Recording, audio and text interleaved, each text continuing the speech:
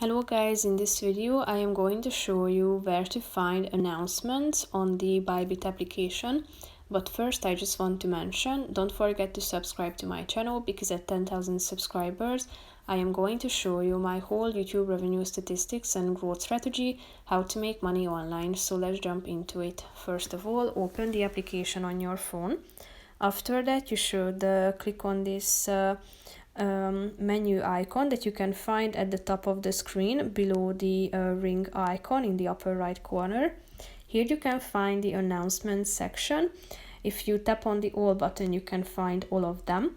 And if you are interested in any of these, tap on the relevant one and you will be directed to a page where you can read about this announcement in more details. As you go back, you can also check out the new listing section and the latest activities too.